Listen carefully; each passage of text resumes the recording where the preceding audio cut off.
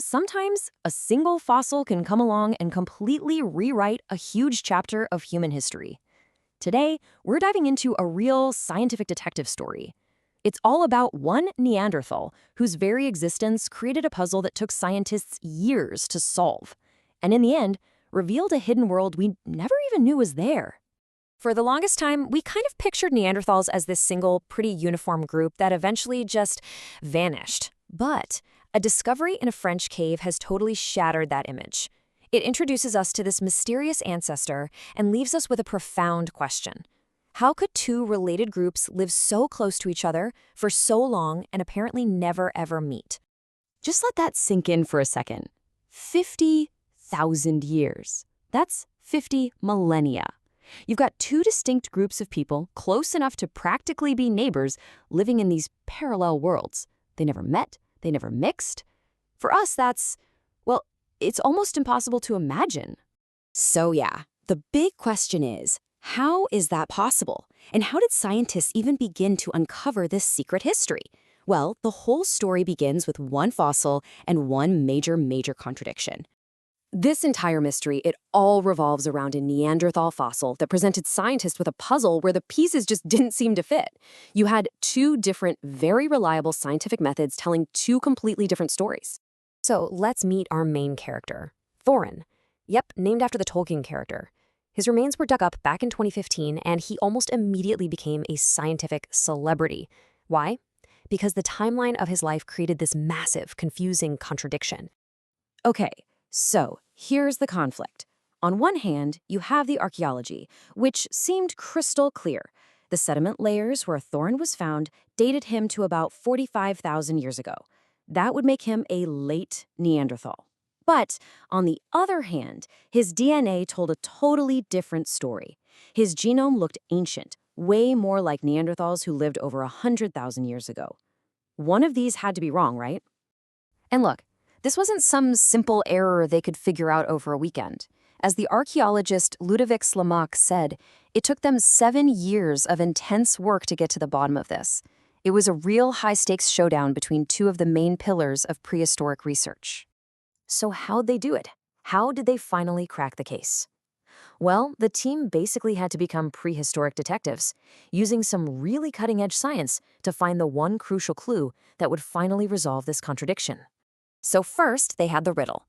Ancient-looking genes in recent dirt. The key clue, it turns out, came from Thorin's teeth.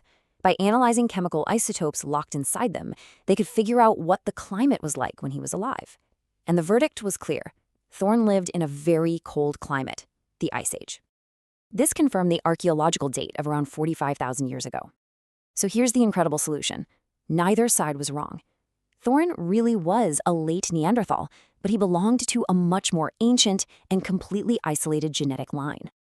And that solution, well, it led to an even bigger, even more mind-blowing revelation.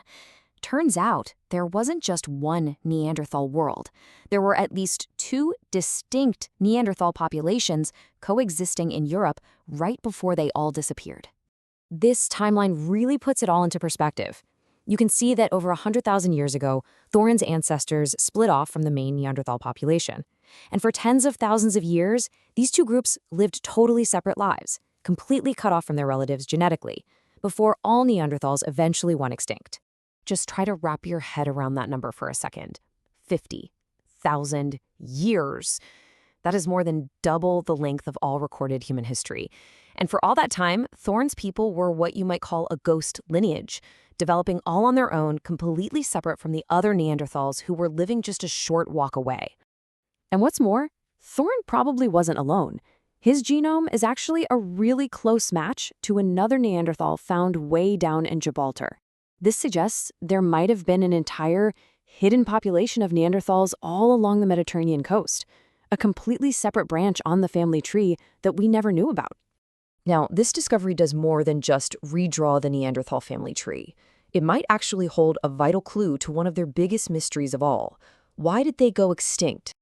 You see, the old theory was that Neanderthals were a single, genetically similar population, which made their quick disappearance even more of a puzzle.